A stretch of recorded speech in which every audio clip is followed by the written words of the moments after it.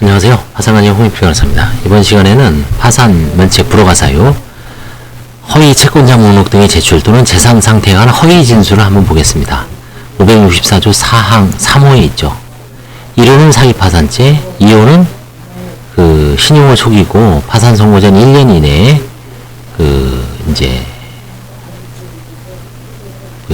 재산을 취득하는 행위, 3호가 채무자가 허위 채권자 목록 그 밖에 신청서를 제출하거나 법원에 대하여 재산 상태에 관하여 허위 진술을 한 때, 이럴 때 면책 불허가 사유를 규정되어 있습니다. 채무자는 면책 신청을 하는 경우에 재산 목록을 첨부할 의무가 있고 신문기일에 채무자의 재산 상태에 대하여 진실하게 진술해야 합니다. 채무자가 이러한 의무에 위반하여 허위 채권자 목록 그 밖에 허위 신청서를 제출하거나 법원에 대하여 재산 상태에 관하여 허위 진술을 한 때 면책 불허가 사유에 해당됩니다. 직업소득 등을 허위로 기재하거나 진술서에 채무자가 받을 채권을 전혀 기재하지 아니한 것, 부동산이나 임차보증금 등을 은닉할 목적으로 거주 권한을 허위로 기재하는 것도 이 규정에 해당합니다.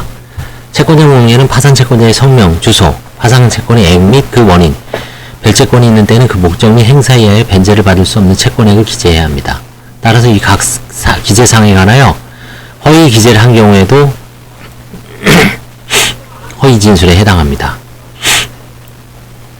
허위 신청 서류에서 신청 서류는 재산 목록, 채무자의 수입 및 지출에 관한 목록, 진술서 등 파산 및 면책 신청서에 첨부해야 하는 서류를 뜻합니다. 이와 관련해 채무자가 임차보증금 반환 청구권이 있다는 사실 자체를 숨기거나 보증금액을 속이기 위해 임대차 계약서나 무상거주 사실 확인을 위조해서 제출하는 경우가 종종 발견됩니다. 진술이란 파산 절차 및 면책 절차에서의 채무자의 법원에 대한 진술을 말합니다. 신문기일에서의 구두 진술뿐만 아니라 진술서의 제출에 대한 진술을 포함합니다. 허위 진술이 대상이 되는 재산 상태는 채무자의 적극재산과 소극재산을 말하고 원칙적으로 채무자 본인이 파산 신청 당시 재산 상태에 한정됩니다. 채무자 본인이 아닌 부모, 배우자, 자녀의 재산은 채무자 본인의 재산이 아니기 때문에 거기에서 다소 허위 진술하더라도 이 사유로 인해서 면책 불허가 사유를 의뢰할 수는 없습니다. 채무자 본인의 재산 상태 인지와 관련해 친족 등이 부여한 재산에 대하여 허위 진술이 본 규정에 정하는 면책 불허가 사유가 되는지 문제가 됐는데, 이해해야 돼요. 이 대법원 결정은 재산 상태란 채무자의 재산 상태를 말하는 것이고, 채무자의 재산에는 채무자가 자신이 명의로 보유하는 재산뿐만 아니라 타인의 명의를 빌려 실질적으로 자신이 보유하는 재산도 포함시키고 있습니다. 그러나 이에 해당하지 않는 재산으로서 채무자의 친족 등이 보유하는 재산은 채무자의 재산이라고 볼 수 없으므로 채무자가 이러한 친족 등의 재산 상태에 관하여 허위 진술하였다고 하여 위 조항에 정한 면책 불허가 사유에 해당한다고 볼 수 없다고 설시하였습니다. 이 판례는 따로 볼게요. 또한 채무자 본인과 채무자가 대표자로 있는 법인은 엄연히 법인격이 다르므로 법인이 대표자인 채무자가 그 법인의 재산이나 채무에 대하여 허위로 진술한 경우에 여기에 해당되지 않습니다.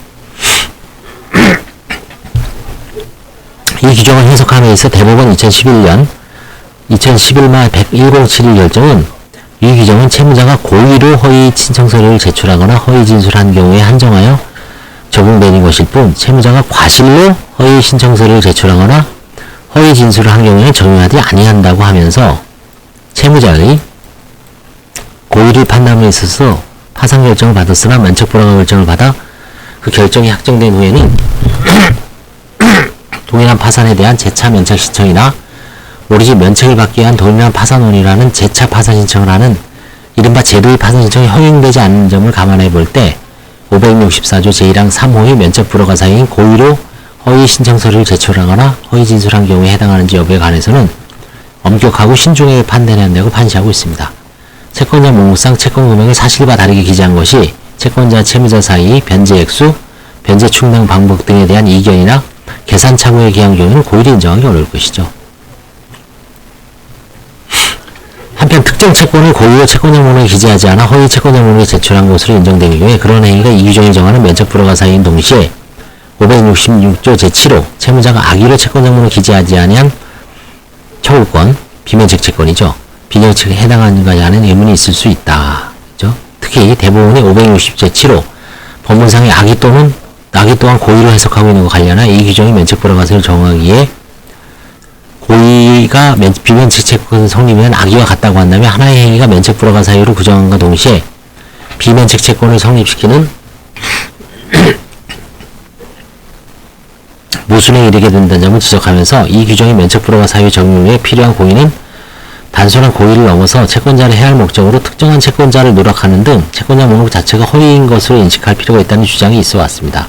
그러나 이 규정은 면책의 허브에 대한 결정을 하는 단계에서 적용되신 것인 반면 566조 7호는 채무자에 대하여 일단 면책 허가 결정이 내려진 후에 그 면책 사건이 채권자 목록에 누락되어 있던 채권자가 채무자를 상대로 본안소송을 제기하거나 강제 집행을 하고 그에 대해 채무자가 제기한 면책 항변에 대하여 채권자가 비면책 채권에는 재항변을 하는 경우에 재항변이 판단과 관련하여 문제가 됩니다. 따라서 이 두 규정은 적용 단계를 서로 달리하는 것이어서 같은 평면에서 문제되어 상호 모순이 발생된 경우는 거의 없습니다. 대부분은 이 규정이 면책 불허가 사유 해석을 함에 있어서 고의를 넘어선 채권자를 해할 목적까지 요구하고 있지는 않은 것으로 보이는 바 기본적으로 비면책 채권을 성립시키는 악의와 같은 개념으로 보되 다만 채무자가 채무의 존재 사실을 알고 있었으나 과실로 이를 채권자 목록에 기재하지 못한 경우에 이는 면책 불허가 사유는 되지 않으나 과실로 누락한 해당 채권은 비면책 채권이 된다고 하여 다소간의 차이를 인정하고 있는 듯 하고 있습니다.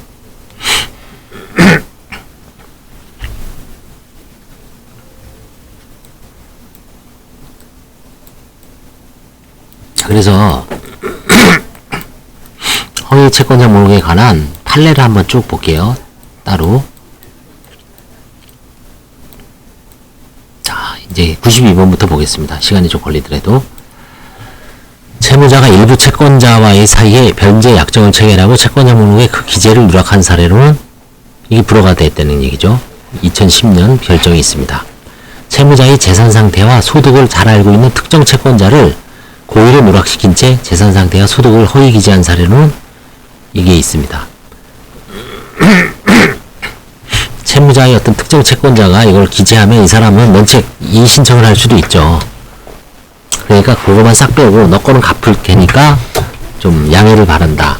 이런 식으로 해서 서로 짠 거죠. 그렇죠?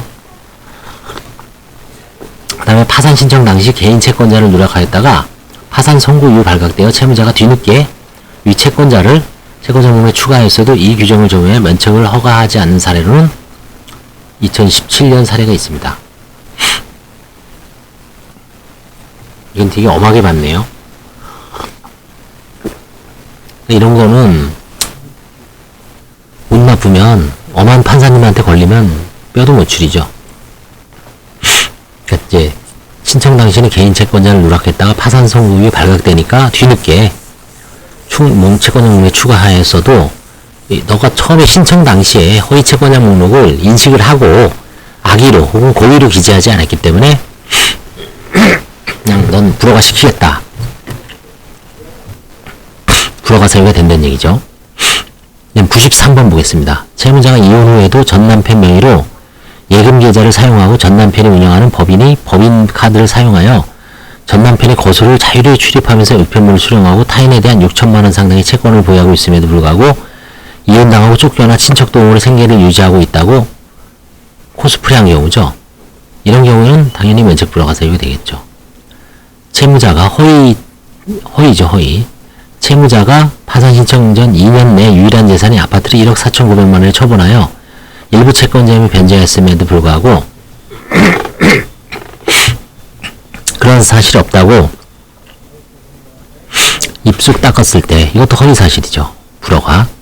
파산 신청 당시 반환받은 보증금 2,500만원을 보유하고 있었음에도 불구하고 재산 목록에 아무 재산이 없다고 기재한 사례. 근데 이런 사례는 지금은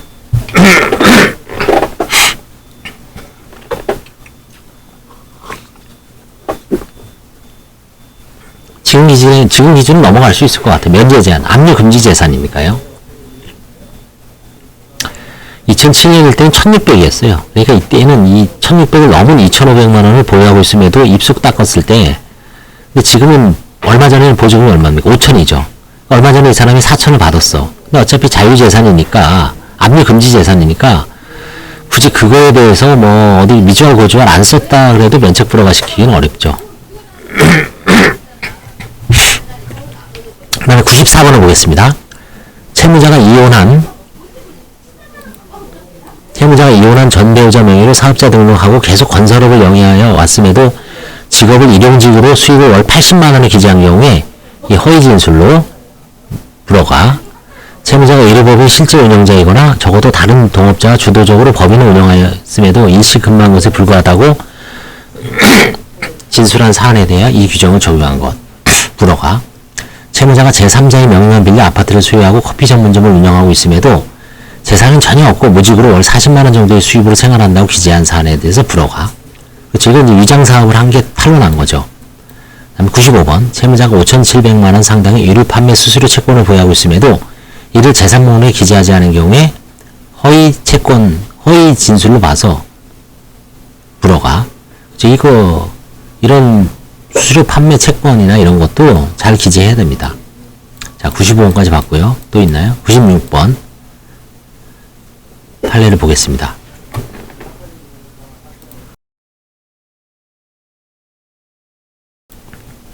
반면에 채무자가 임차하고 있던 주택의 임대인이 양도소득세를 감면받을 목적으로 채무자의 주소를 자기 소유의 다른 주택으로 옮겨달라고 하여 주거지를 허위로 기재한 경우에 이 규정의 면책불허가 사유에 해당하지 않는다. 임대인이 어떤 편의를 위해서 이제 한 거기 때문에 실질적으로 재산을 은닉할 목적은 없었죠. 이 허위로 한 거는 재산을 은닉할 목적까지 있어야 될 것 같아요. 사의 부양가족에 대해 건강보험에 가입하기에 사의 거주지로 전입신고를 한 후 거주지를 실제와 다르게 기재한 경우에 이 규정이 적용되지 않는다. 그렇죠? 재산 은닉이 목적이 있어야 됩니다. 97번. 배우자 명의 임차보증은 4억 5천만 원 임차주택, 사실상 채무자의 소유로 밝혀졌는데 거주하고 있음에도 보증금이 1억 원으로 기재된 허위 임대차 계약서를 제출한 경우에 대하여 불허가. 자녀 명의로 보증금 3천만 원의 주택에 거주하고 있음에도 지인이 임차한 주택에 무상거주하고 있다 하면서 그 지인 명의 허위 임대차 계약서, 허위 무상거주 사실 확인은 인감증서를 제출한 경우에 허위성이 있다고 봤습니다. 이것도 조금 억울하죠. 자녀 명의 3천만 원이면 사실은 그냥 넘어가는데 지인의 무상거주하고 있다 하면서 이건 적극적으로 허위 임대차 계약서, 허위 주거 사실 확인원을 이게 더 중하게 본 거예요. 판사님들이 임대차 계약서라든가 서류를 위조하는 걸 되게 싫어합니다.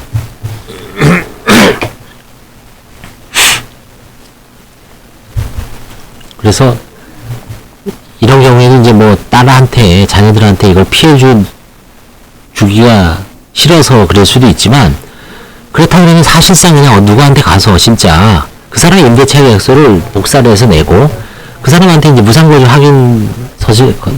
사실 확인서를 좀 띄워서 인감 첨부하면 되는데, 적극적으로 이건 허위의 임대차 계약서, 허위의 무상거주 사실 확인원까지 법원에 쏘으려는 의도가 너무 명백했죠. 이래야 안 됩니다. 98번. 채무자가 보유하고 있던 무허 건물에 대해 보상금 지급이 예정되어 있음에도 이러한 사실을 파산 신청서에 기재하지 않았고 파산 신청 후 파산 선고 전에 이 보상금으로 5,420만원, 5,240만원 상당을 모친 명의 계좌로 송금받은 사안에 대하여 이 규정을 적용한 사례. 그렇죠. 결국 어머니한테 대신 받은 거죠. 이걸 5천만원 토해내야죠. 일부라도. 자, 그 다음에 99번. 여기도 판례가 아주 주옥 같은 판례가 많죠. 이 대법원 결정에서는 채무자가 파산 신청 당시 부친이 부동산을 보유하고 있음에도 친족 보유 재산란에 아무런 기재를 하지 않는 사안이 문제되었던 바, 대법원은 채무자의 부친이 이 부동산을 취득할 당시 채무자가 만 18세에 불과하고 달리 채무자가 부동산이 실질적인 보유자임을 인정할 만한 자료가 없다고와 타인의 명의를 빌려 실질적으로 자신이 보유하는 재산에 해당하지 않는다고 판단하였죠. 그렇죠.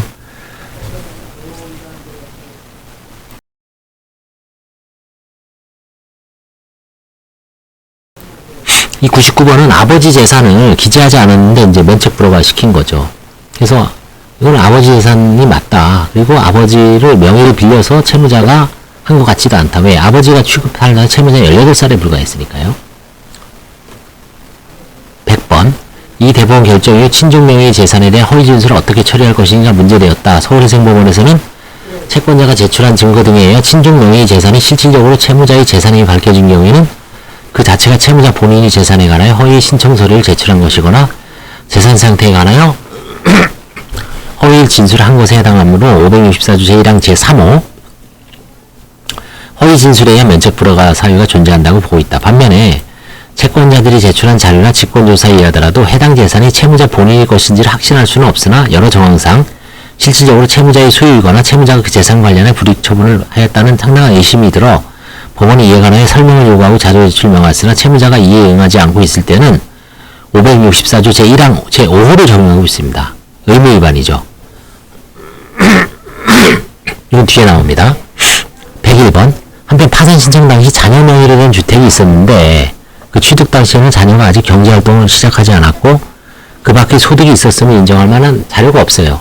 주택에 설정된 근저당권의 피담보 채무에 관한 대출금 이자를 자녀가 납입하였다는 자료도 제출하지 못하고 있음에도 자녀의 소득을 이 주택을 취득하였다고 주장한 사안에 대하여 이 규정을 적용한 사례는 중앙법원 판결이 있습니다.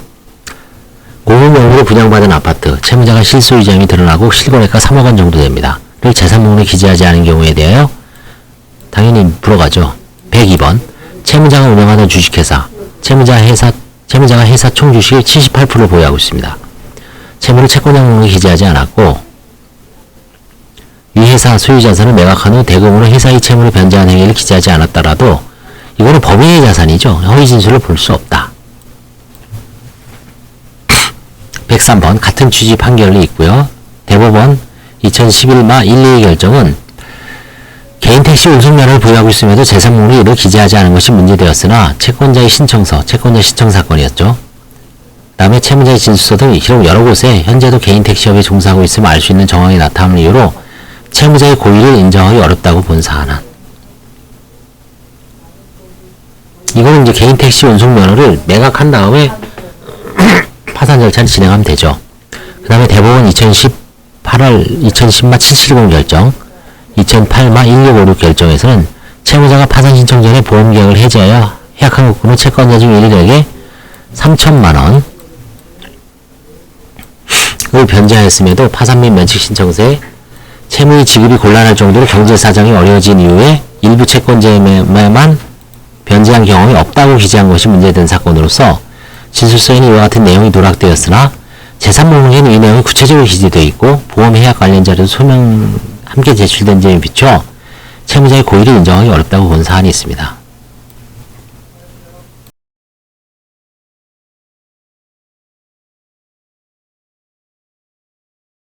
이제 104번 보겠습니다. 이 대법원 판결에서는 배우자를 주채무자라는 보증채무를 채권자 목록에서 누락한 행위가 문제되었던 바 대법원은 채무자가 배우자를 상대로 제기된 사건의 소장을 송달을 받은 후 4일 후에 면책결정을 송달받자마자 채권자에게 내용증명 우편을 발송하여 면책결정을 받았음을 알리고 이에 대해 이의가 있으면 즉시 항고를 제기할 수 있다고까지 알린 점, 채무자가 자신의 파산 면책 사건에서 자발적으로 누락된 다른 채권자를 추가하여 수정 채권자 목록을 제출하기도 하였던 점을 들어 채무자가 고의로 채무를 누락하였다고 단정하기 어렵다고 판단했습니다. 105번. 채권자가 채무자를 상대로 제기한 소송에서 파산 신청 전에 원고 패소 판결이 선고되었고 이에 채무자가 파산 신청 시에 채권자 목록에 이 채권을 기재하지 않았으나 자기가 이긴 거잖아요. 원고가 졌으니까. 채권자가 졌으니까. 그 항소심에서 채무자가 일부 금원을 지급받는 것으로 조정이 성립된 경우에 채권 누락에 대한 고의를 인정하기 어렵다고 보았습니다. 1심에서 이었기 때문에 착각할 수도 있다는 얘기죠. 비록 2심에서 갚는 걸로 이제 조정이 됐어도 채무자가 금원을 교부받은 사실이 인정되나 그 금원이 대여금이 아니라 반환 의무 없는 투자금이라고 주장하면서 금원 지급인을 채권자 목록에 기재하는 것에 채권 누락에 대한 고의를 인정하기 어렵다고 본 사례는 아마 이거는 여러 개가 있습니다. 그에 대해서는 만약에 배당되는 사건이면 채권조사 확정 재판을 다퉈야 되고요. 그 전에 먼저 소송 같은 걸 해는 좀 좋지만 아니면 안전하게 투자금에도 원칙적으로 대여금, 반환 요구를 받았으면 놓는 게 낫죠. 반면에 부동산을 보유하고 있음에도 재산 목록에 이를 기재하지 않은 행위가 문제된 경우에 채무자가 그 부동산에 대한 재산세 납부 사실이 있는 경우에 대체로 채무자의 고의 누락을 인정하고 있고요. 파산 신청 전에 채권자로부터 승계 집행문에 의하여 집행을 당하였음에도 그 채권자를 채권자 목록에 기재하지 않은 경우에 허위의 채권자 목록 제출을 인정한 사례도 있답니다. 106번. 악의 임에 관련해 대법원은 채무자가 면책 결정 이전에 파산 채권자에 대한 채무의 존재 사실을 알면서도 이를 채권자문에 기재하지 않은 경우를 뜻하므로 채무자가 채무의 존재 사실을 알지 못한 때는 비록 그와 같이 알지 못한 데에 과실이 있더라도 법조항에서 정한 비면책 채권에 해당하지 아니하지만 이와 달리 채무자가 채무의 존재를 알고 있었다면 과실로 채권자문에 이를 기재하지 못하였다고 하더라도 법조항에서 정하는 비면책 채권에 해당한다는 입장입니다. 아울러 채무자의 악의를 판단함에 있어서는 누락된 채권의 내역과 채무자의 결련성, 채권자와 채무자의 관계, 누락 경위에 관한 채무자의 소명과 객관적 자료와의 부합 여부 등 여러가지 사정을 종합하여 판단하여 하고 단순히 채무자가 제출한 자료만으로는 면책 불허한 사유가 보이지 않는다는 점을 들어 채무자의 선의를 쉽게 채무자의 말만 들어서나 이 판결 이후에 상당히 비면책 채권 기재하지 않은 그 소송에서 되게 어려워진 것 같아요. 이 판결 때문에. 옛날에 웬만하면 채무자의 말을 제가 이거를 알았으면 왜 안 넣겠네 하면서 대부분 인정해 줬는데 이 판결 나온 이후에는 소송이 좀 어려워진 것 같아요. 점점. 채무자의 선의를 쉽게 인정하지 말라. 그래서 이제 예를 들어서 채무자가 채권의 존재, 채무의 존재를 최대한 알려는 그런 노력을 해왔는지 이제 평가해야 될 것 같아요. 그래서 이제 대리인들도 신용조회를 하고 소송조회를 하고 그런 거를 좀 면밀하게 해야 될 필요가 있을 것 같아요. 그냥 단순히 채무자의 말만 믿지 말고 신용조회하고 소송조회, 더블조회를, 쌍조회를 반드시 해야지 그 고의누락이 아니라는 거를 비면책 채권에서 승소할 수 있습니다. 그래서 이번 시간에는 허위 재산 목록, 허위 진술, 허위 채권자 주로 이제 허위성에 대해서 판례를 쭉 알아봤습니다. 요 92번부터 몇 번까지죠? 105번까지죠?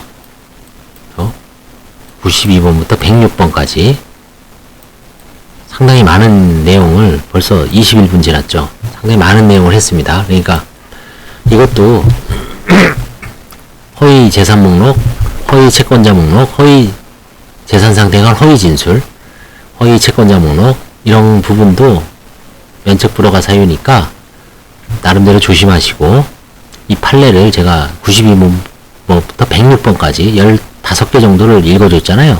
그걸 잘 음미하면서 한번 살펴보시기 바랍니다. 네, 감사합니다.